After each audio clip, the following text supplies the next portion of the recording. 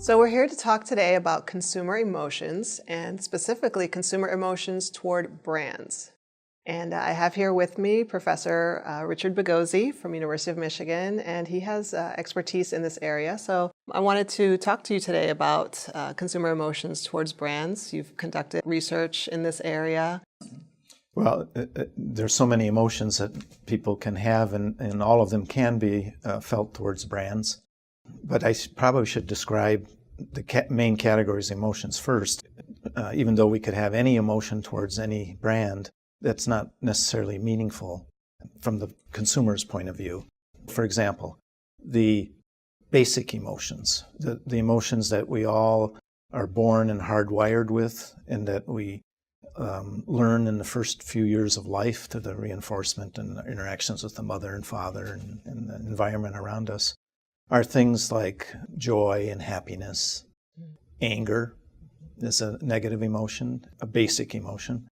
Sadness, unhappiness, sorrow is another basic negative emotion.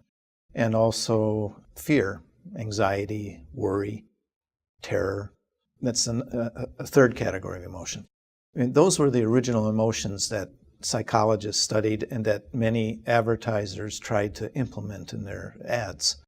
But they were kind of on a periphery of things, and the linkages weren't made as strongly as they might have been made.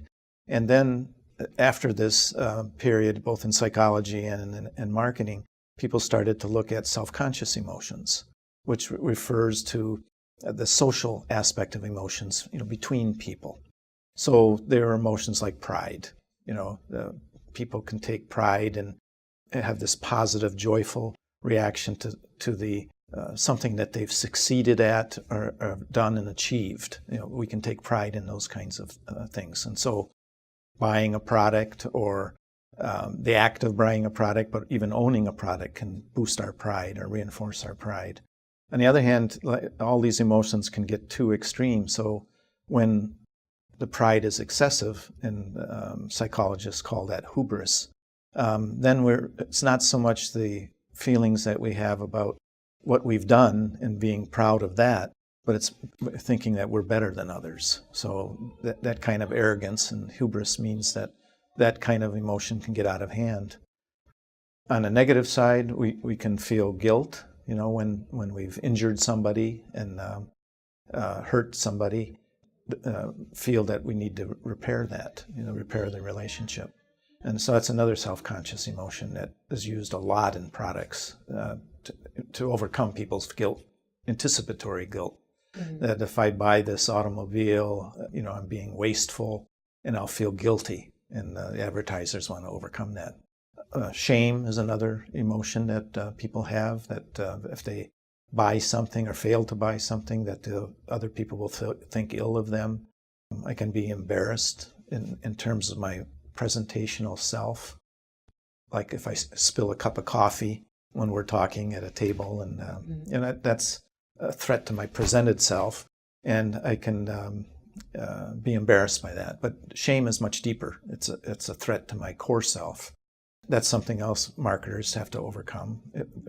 Some products, some people won't even consider because they feel that someone will shame them for buying that.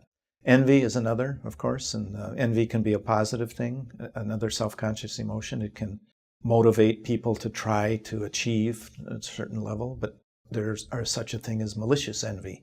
So all of these emotions have kind of equilibrium states or normal states, but they all can be exaggerated and get blown out of proportion. All the emotions that I spoke about are discrete individual emotions. But love is a compound of different emotions and also thinking and thoughts, beliefs.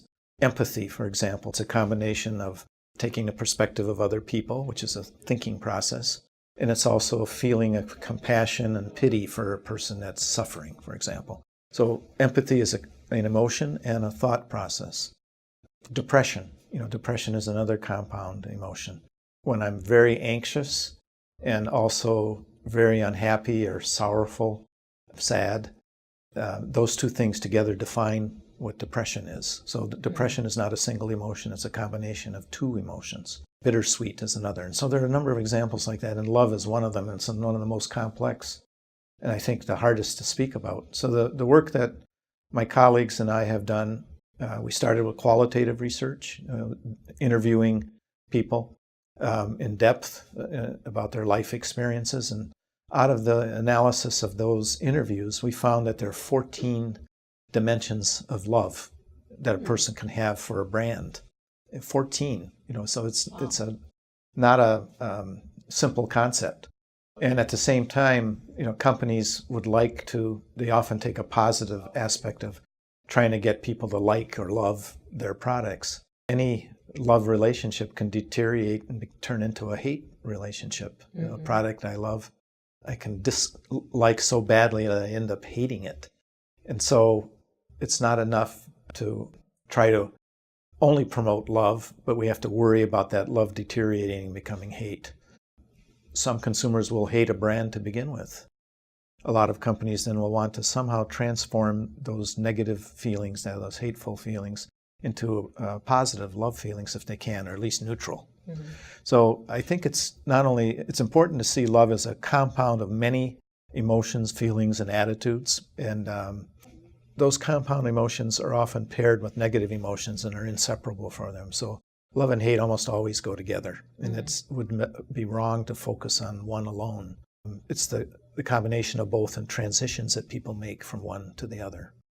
For example, people in brand communities, or even in their social circles, does brand love and brand hate spread in a consumer's social circle? Yeah, it sure can, especially if there's, a brand doesn't perform up to expectations. If somebody is in a brand community is less identified with that community as other people who are very strongly identified with it, that person is vulnerable then to not seeing the brand that community loves in the same way, and then becomes a threat to the in-group people. And so they are sensitive about what they say in relationship to the brand that everyone else is loving. Otherwise, they become part of the out-group.